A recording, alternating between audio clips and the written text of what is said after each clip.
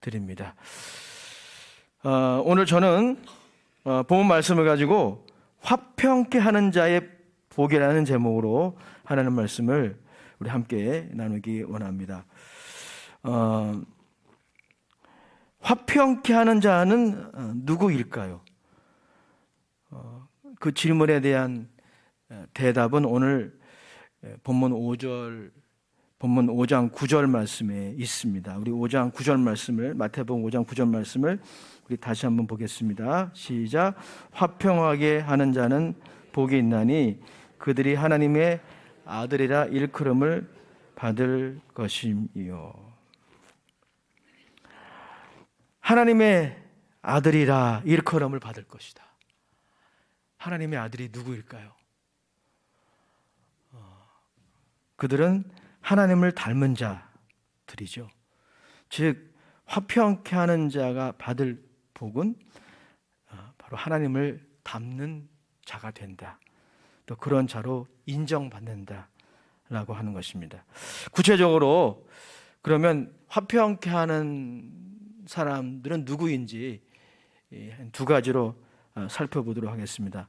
먼저 화평케 하는 자는 따라합시다. 하나님과 사람 사이에 화목을 이루는 자입니다. 마태복음 강해 저자 마이클 그린에 따르면 화평케 하는 사람은 누구냐?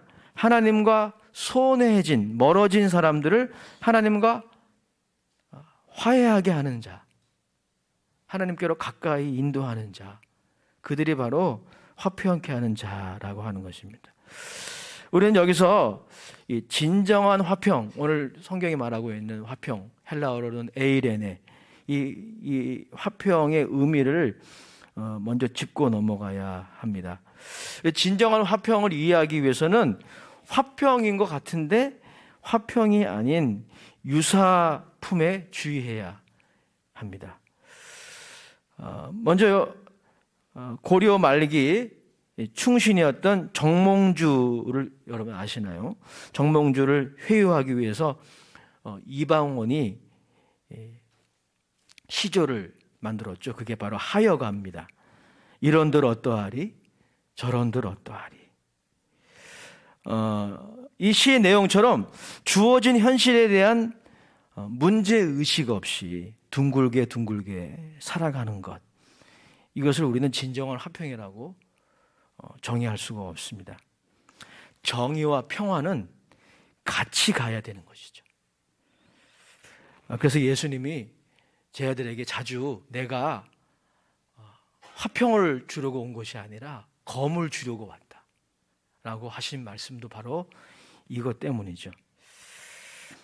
또한 전쟁이 중단된 상태도 화평이라 부르기에 부족합니다. 지금 한반도가 그런 상황이죠. 또 다음과 같은 상황도 화평이라고 말할 수 없어요. 뜻이 맞고 서로 호감이 있는 대상끼리 사이좋게 평화롭게 지내는 것을 화평이라 부르는 데는 좀 넌센스가 있는 것이죠. 그것도 화평이라 부르기에 턱없이 부족합니다. 그러면 여러분, 우리가 추구해야 할 화평은 무엇입니까? 히브리 말로는 샬롬이라고 하는데 이 샬롬은 이렇게 정의할 수 있어요. 하나님과 이웃과의 올바른 관계에서 오는 항구적인 번영, 이렇게 정의할 수 있어요. 그러니까 여러분, 화평을 정의할 때 우리는 창조주와 인간 간의 관계를 도외시할 수 없는 것입니다. 지난주에 그 부분을 나눴잖아요. 우리가 하나님과의 화목을 누리지 않는다면 우리 인간은 진정 행복할 수 없다라고 하는 부분들, 그 부분을 나눴지 않습니까? 사실 이것이 샬롬의 정의이고 이것이 화평의 정의인데 너무 이상적인 것처럼 들리지 않아요? 왜냐하면 우리의 현실이 그렇지 않기 때문입니다. 우리가 경험하는 현실은 이 샬롬과 거리가 너무 멉니다. 어찌 보면 당연합니다. 아담과 하와가 범죄한 이후에 그들에게 나타난 것이 무엇입니까? 이 화평이 깨어진 것이죠. 창세기 3장에 보면 아담과 하와가 범죄했을 때 그렇게 서로 사랑하고 좋아했던 그 아담과 하와가 서로에게 탓을 돌리죠. 이게 바로 죄가 가져오는 이간성입니다. 아담과 하와의 범죄 이후 깨어진 가정의 이 화목을 시작으로 우리는 철저히 자기 중심적으로 살아가는데 아주 능숙해요. 그러니까 여러분, 자기 중심적으로 살아가는 사람들이 모인 공동체 안에 화목이 있다는 게 오히려 더 어색한 거죠.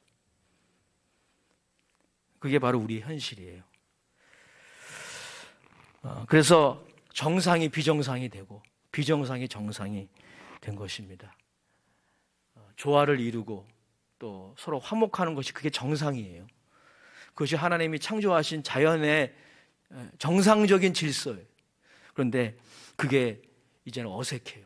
그게 비정상이 되고 전쟁하고 그리고 갈등하고 반목하고 시기하고 분투하는 게 오히려 우리의 일상이 되어버렸어요. 여러분, 드라마나 영화 보십시오.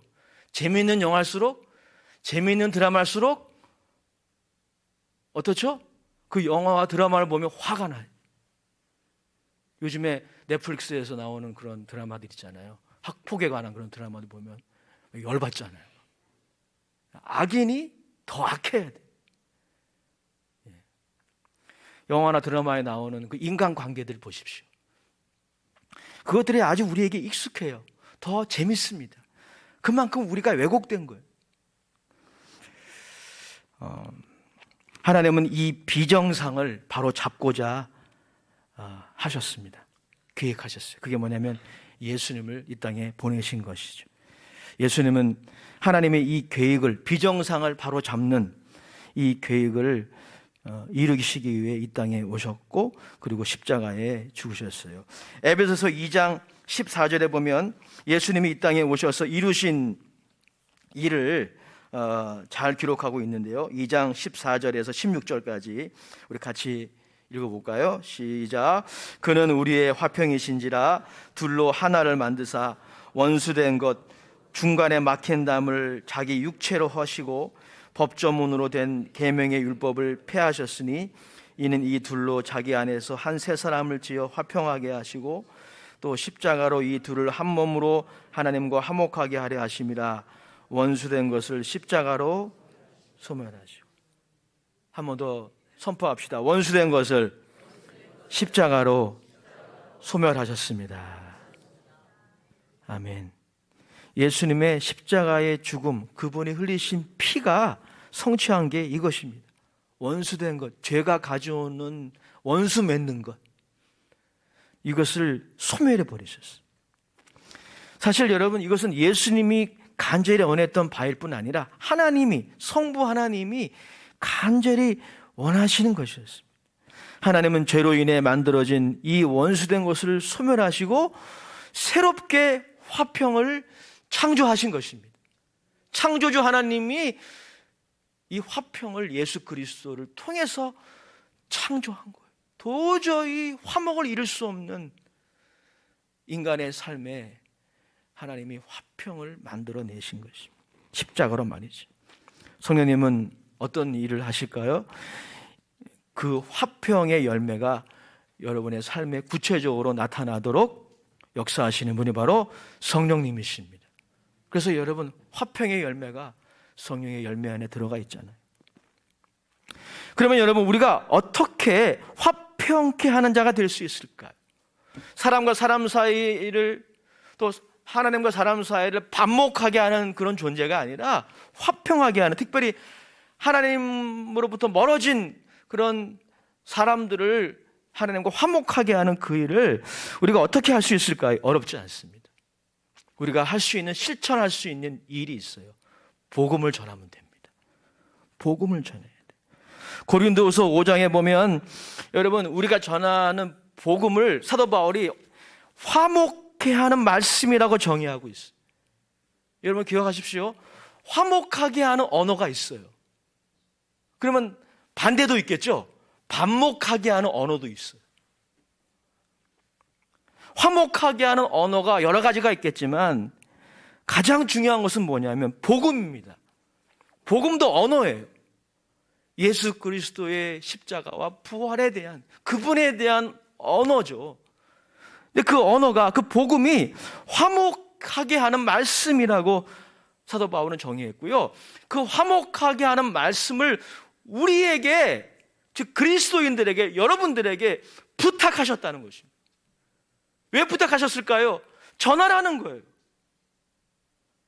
전하라고 부탁하신 거예요. 여러분들이 그냥 가지고 있으라고, 그냥 성경 공부 시간에 이해만 하라고 주신 게 아닙니다. 전하라고 부탁하신 거예요. 전하라. 그래서 예수님이 승천하시기 전에 40일 동안, 부활하신 이후에 40일 동안 제 아들을 침방하시면서 부탁하신 게 뭡니까? 복음을 전하라. 너희는 가서 모든 족속으로 제자를 삼아. 거기에는 일본도 들어가 있는 거예요. 중국도 들어가 있는 거예요. 북한도 들어가 있는 거예요. 무슬림도 들어가 있는 거예요. 불교를 믿는 사람들도 들어가 있는 거예요. 모든 민족으로 제자를 삼아 아버지와 아들과 성령의 이름으로 침례를 베풀고 복음을 전하라. 할렐루야. 여러분, 복음을 전하는 일이 화평하게 하는 일입니다. 지난주 여러분들의 기도와 후원을 통해 우리 교단 선교국사나 일본 지방에 다녀왔습니다. 그리고 일본 땅에 건너가 복음을 전하시는 한인 선교사님들을 뵙고 왔어요. 일본은 어떤 나라입니까? 그야말로 가깝고도 먼 나라는 말이 딱 맞아요. 사랑할 수 없고 축복할 수 없는 나라 아닙니까? 지금도 과거사를 왜곡하고 부정하는 일들을 행하고 있어요. 회개하지 않고 있습니다. 이걸 어떻게 그냥 넘길 수 있단 말입니까? 이 문제를 그냥 넘길 수 없기 때문에 이 문제를 해결하는 근본적인 길로 우리는 나가야 합니다. 그 길 중에 하나가 저는 일본 땅에 복음을 전하는 것이라 믿습니다. 여러분, 일본이 이렇게 역사를 왜곡하고 부정하는 그 행위의 배후에는 무엇이 있습니까? 그것은 바로, 이것은 제 분석이 아니라 이것은 많은 신학자들의, 일본을 연구하는, 일본의 기독교 역사를 연구하는 신학자들의 연구 결과예요. 왜 우리나라보다 먼저 복음이 들어가서, 선교사들이 들어가서 복음을 전한 그 일본이 이렇게 기독교 인구가 2%도 안 되는, 왜 이런 나라일 수밖에 없을까? 신도이즘 때문이에요. 신도이즘. 그게 뭡니까? 태양을 신으로 섬기는 거예요. 그리고 왕을 그 신의 아들로 숭배하는, 이게 신도이즘이거든요. 가미가제. 그게 여러분 신도이즘에서 나오는 거예요. 이 신도이즘의 이 우상 숭배의 이 흑암의 권세에서 사람들을 하나하나 건져내어 하나님과 화목하게 하는 일, 우리 그리스도인들이 해야 합니다. 할 수 있는 거예요. 여러분, 일본만이 아닙니다. 중국도 그렇고 수많은 무슬림들, 수많은 불교권에 속해 있는 사람들, 그 배후를 봐야 돼요. 여러분, 화평케 하는 사람들은 현상만 보면 안 됩니다. 현상만 보고 막 열받아가지고 화내고 이럴 필요가 없어요. 배후를 봐야 돼요. 그 배후에 그들의 눈을 가리고 귀를 막는 이런 흑암의 권세가 있다니까요. 여러분, 그리스도인의 사명은 무엇입니까?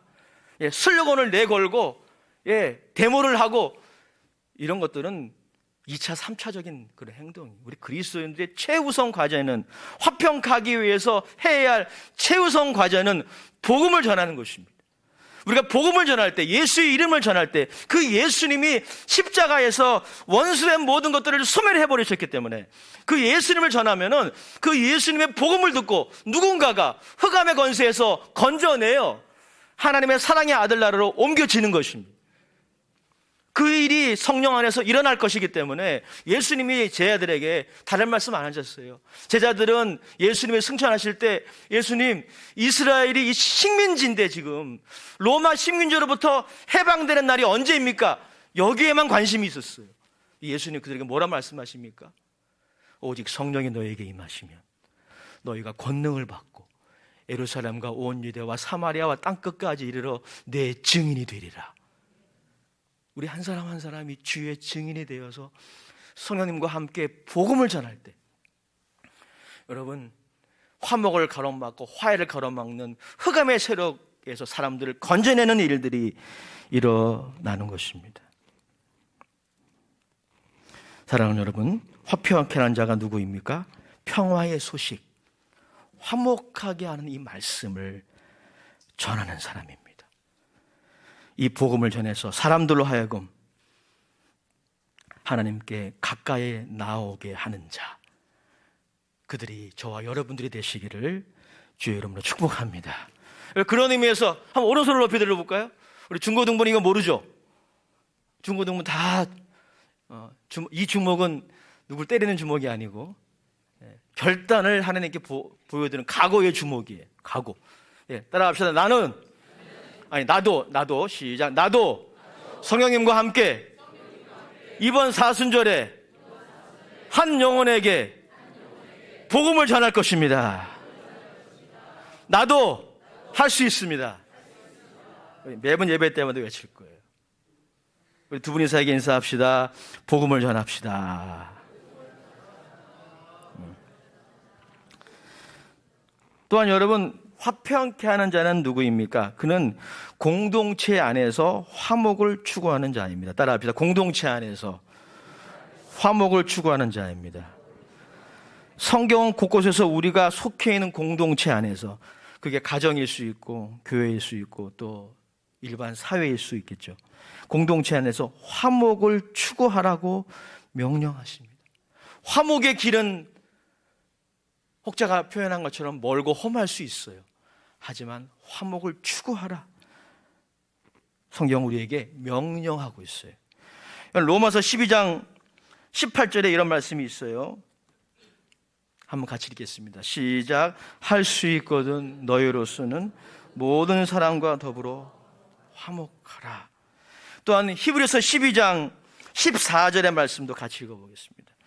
시작. 모든 사람과 더불어 화평함과 거룩함을 따르라. 이것이 없이는 아무도 주를 보지 못하리라. 화목의 길이 멀고 험하지만 화목을 추구하라는 것입니다. 할 수 있거든.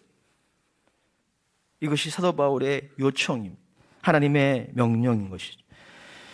화평은 하나님의 선물이지만 이처럼 우리의 노력이 필요한 부분이에요. 그래서 화평케 하는 삶을 살기 위해서는 몇 가지 노력이 필요해요. 사람과 사람 사이에 공동체 안에서 화목을 추구하기 위해서 우리에게 필요한 세 가지 노력이 있는데 간단히 한번 나눠봅시다. 먼저 여러분, 습관적인 험담을 삼가해야 됩니다. 아주 실천적인 것이죠. 습관적인 험담. 살다 보면 속상해서 또 상황이 불만족스러워서 누군가를 부정적으로 평가하고 말할 때가 있습니다. 저는 과거에 이런 분들을 보면 굉장히 판단이 많이 됐어요. 그런데 생각을 해보니까 이해도 돼요. 속상하니까 일종의 상담자를 찾는 행위를 하는 거죠. 그런데 어떻습니까? 우리는 험담과 상담 사이에서 줄타기를 할 때가 많이 있어요. 즉 상담이라면 안전하고 신뢰할 만한 대상에게 해야 되는데 우리는 그렇지 않습니다. 우리는 오히려 불특정 다수에게 그 자리에 없는 사람에 대해 부정적인 평가를 아주 쉽게 늘어놓습니다. 그것도 습관적으로 말이죠. 설교를 준비하면서 제가 고등학교 다녔을 때 일어났던 일을 기억이 났어요. 저는 통학을 참 오래 했거든요. 의정부에서 지금은 없는데 13번 버스가 있었습니다. 대원역에. 이 버스를 타고 도봉역으로 가서 19번 버스를 갈아타고 신솔동에 가서 신솔동에 대강고등학교가 있었는데 그렇게 통학을 했어요. 어느 날 학교 수업을 마치고 집에 돌아오는데 그 돌아오는 길에 도봉여중 또 정확하게 기억은 안 나는데 여러 여자 고등학교 학생들이 그 버스에 타요. 근데 어느 날 제가 앉아 있었는데 여고생들이 저를 이렇게 포위하고 서 있었습니다. 저를 어떻게 하려는 게 아니라 그렇게 된 거예요. 근데 제가 가만히 앉아서 그들의 가방을 들어주면서 그들이 가만히 앉아서 얘기를 들어보니까 좀 재밌어요. 뭐 학교에서 했던 이야기. 일단은 선생님을 까더라고요. 일단 담임 선생님을 까는 내용이었어요. 그런데 그러다가 한 학생이 자기 이제 집에 가야 되니까 내렸어요. 내리자마자 함께 좀 전에 함께 이렇게 선생님을 험담했던 그들이 그 내린 학생을 씹기 시작해. 그 다음 정거장에 내렸습니다. 또 한 학생이 내렸어요. 내리자마자 마치 레코드를 튼 것처럼 내린 학생을 뒤에서 후욕하는 그런 상황이었습니다. 여러분, 제가 여성분들을 제가 이렇게 폄하하고자 하는 얘기가 아닙니다. 이건 남성이나 여성이나 다 해당되는 문제이죠. 여러분, 이런 일들이 있을 수 있죠. 하지만 습관적으로 있어서는 안 돼요. 여러분, 제가 여러분들에게 자신 있게 권면하고 싶은 게 있어요. 그게 뭐냐면, 이런 사람들은 만나지 마십시오. 오래 사귀지 마세요. 습관적으로 너무 속상하고 괴로워서 토로할 수 있겠지만 습관적으로 그 자리에 없는 사람들을 험담하고 후욕하는 그런 사람들은 피하세요. 여러분들이 그분들을 여러분들이 감당할 수 없다는 말이죠. 우리가 화평케 하는 사람이 되기 위해서 첫 번째 실천해야 될 것이 바로 이것입니다. 습관적 험담을 삼가해야 됩니다. 두 번째 실천 사항이 있습니다. 심판을 하나님께 맡겨야 돼요. 따라합시다. 심판을 하나님께 맡기자. 여러분 중에는 이렇게 험담을 통해 사람들과 사람 사이의 관계를 이간하는 사람들이 그렇게 많지 않을 것입니다. 그러나 그렇게 하지 않더라도 우리가 공동체 안에서 화평케 하지 못하는 이유 중에 하나가 있는데요. 그것은 우리 자신 안에 이웃과 동료를 판단하는 마음. 특별히 공동체 안에 우리를 힘들게 하고 우리의 또 나 자신의 의의 기준에 부합하지 않는 상대방에 대한 비판의 마음으로부터 우리가 자유롭지 못하다는 거예요. 이것이 여러분 화평케 하는 일을 아주 힘들게 합니다. 그래서 여러분 이때 우리에게 필요한 것이 있어요. 판단하는 권한을 하나님께 맡겨야 합니다. 정확하게 표현하면 선하게 판단을 우리가 할 수 있지만 여러분 이것은 우리가 할 수 있는 부분이에요. 하나님이 우리에게 허락하신 것이죠. 분별력, 선악을 판단하는 분별력이 없어서 되겠습니까? 그러나 심판의 권한은 하나님께 있음을 기억해야 됩니다. 여러분 이것이 예수님의 방법이 아닙니까? 여러분 예수님이 하나님의 아들이라고 우리 믿잖아요. 근데 예수님이 이 땅에 육체로 이 땅에 사실 때, 인간으로 사실 때 그는 철저하게 하나님의 아들이시니까 스스로 심판하실 수 있었어요. 하지만 예수님도 이 땅에 인간으로 계시는 동안에는 심판의 권한을 오직 아버지께 맡겼습니다. 베드로전서 2장의 말씀이 바로 예수님의 이러한 모습의 대표적인 구절이죠. 베드로전서 2장 23절 24절 같이 읽어보겠습니다. 베드로전서 2장 23절 시작. 욕을 당하시되 맞대어 욕하지 아니하시고 고난을 당하시되 위협하지 아니하시고 오직 공의로 심판하시는 이에게 부탁하시며 친히 나무에 달려 그 몸으로 우리 죄를 담당하셨으니 이는 우리로 죄에 대하여 죽고 의에 대하여 살게 하려 하심이니라. 예수님은 하나님의 아들, 하나님이셨지만 인간으로 사실 때 스스로 심판하지 않으셨어요. 심판의 권한을 하나님께 의탁하셨어요.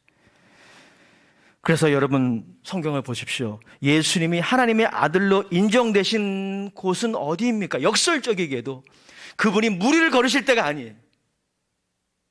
그분이 오병이어의 기적을 행하실 때가 아니에요.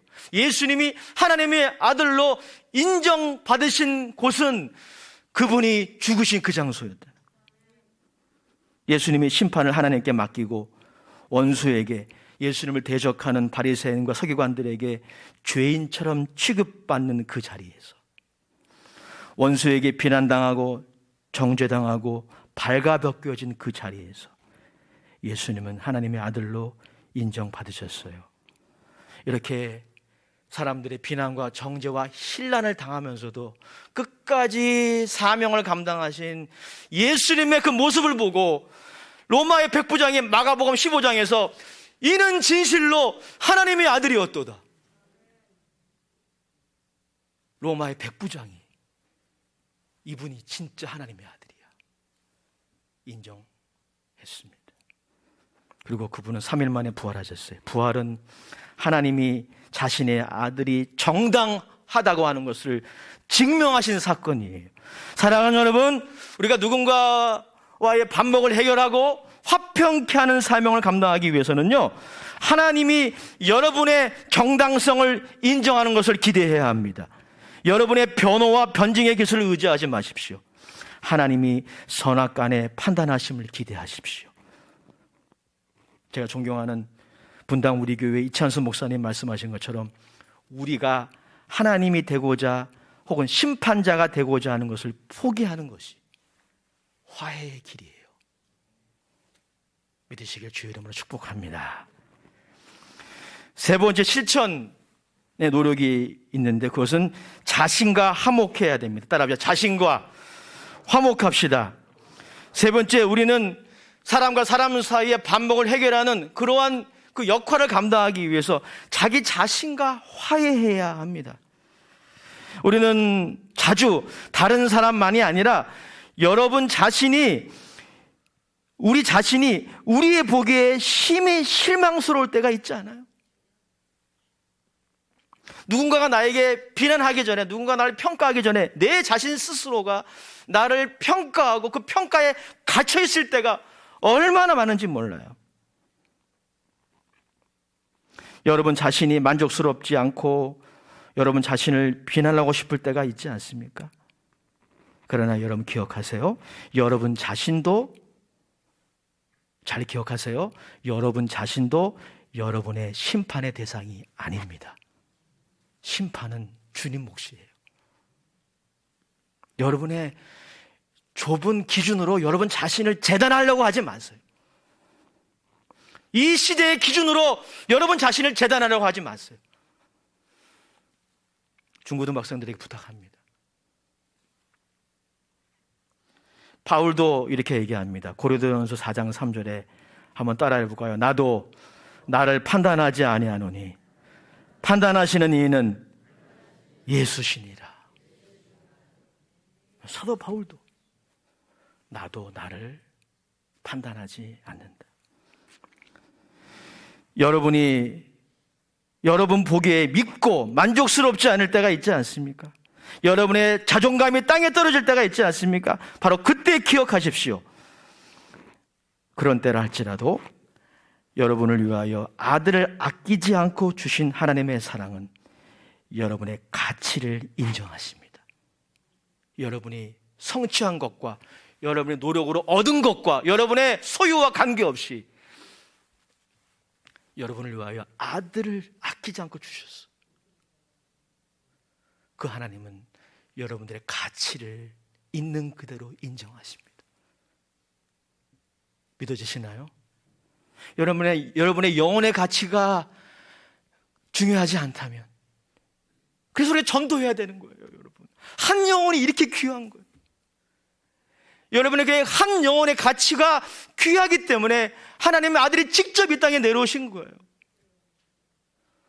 어떤 신학자가 표현한 것처럼 이 지구상에, 이 인류의 역사에 단 한 사람, 여러분만 존재했다 할지라도 여러분들이 죄로 죽고 심판의 대상이 될 때, 형벌의 대상이 될 때 하나님의 아들이 내려오셨을 것이다 라고 말하고 있어요.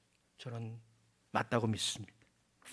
사랑하는 여러분, 아들을 아끼지 않고 주신 하나님의 사랑은 여러분의 가치를 인정하십니다. 그러므로 자기 자신과 화해하기 위하여 십자가를 기억하십시오. 십자가를 기억하십시오. 십자가에 나타난 하나님의 사랑을 믿고 그에게 순복하십시오.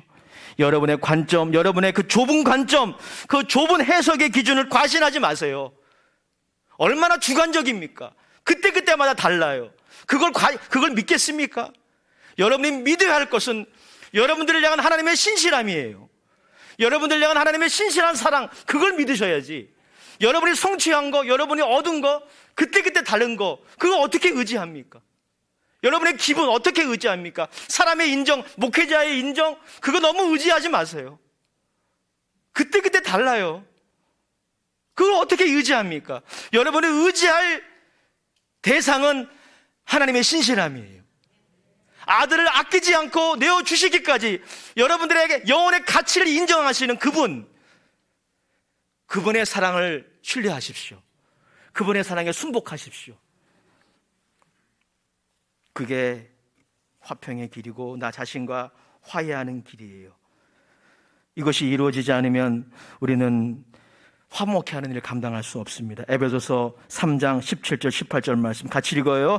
시작. 믿음으로 말미암아 그리스도께서 너희 마음에 계시게 하시옵고 너희가 사랑 가운데서 뿌리가 박히고 터가 굳어져서 능히 모든 성도와 함께 지식에 넘치는 그리스도의 사랑을 알고.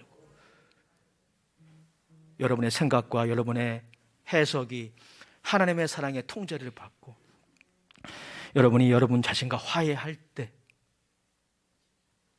이웃과의 화해가 드디어 이루어지는 것입니다. 결론입니다. 오늘날 우리는 정상이 비정상이 되고 비정상이 정상이 되는 그런 시대에 살고 있습니다.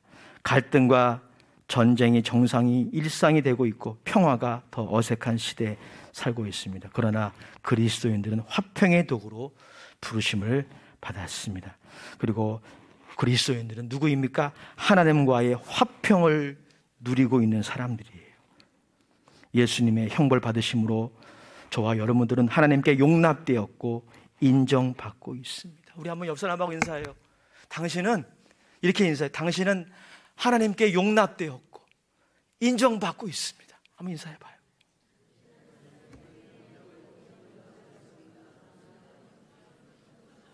그리고 나 자신에게 좀 그렇게 얘기하니까 우습죠? 예. 나 자신에게 얘기해야 돼요. 그래서 나 자신에게 따라합시다. 나는 하나님께 용납되었고 인정받고 있습니다. 믿어지지 않아요? 십자가를 보세요. 십자가를 보세요. 다른 증거가 어떻게 필요하겠습니까? 이 증거보다 더 확실한 증거가 어디 있겠어요? 하나님의 아들이 저주를 받으신 그 저주의 형태를 바라보세요. 또 다른 증거가 어디 있겠습니까? 이 하나님의 사랑을 신뢰하고 자신과 화해하고 하나님과 화해하고 그리고 사람과 사람 사이의 반목을 해결하는 평화의 도구로 여러분 모두 쓰임받기를 주의 이름으로 축복합니다. 복음을 전합시다. 할렐루야. 성 프란시스의 기도가 생각납니다. 주여 나를 평화의 도구로 써주소서. 함께 기도합시다. 하나님, 오늘 고개 숙여 함께 기도하는 하나님의 귀한 종들을 축복하사 화평케 하는 자, 그 복의 주인공들 다 되게 하옵소서. 예수님의 이름으로 감사하며 기도합나이다. 아멘. 오늘 우리 말씀을 생각하면서 또 성찬을 준비하는 마음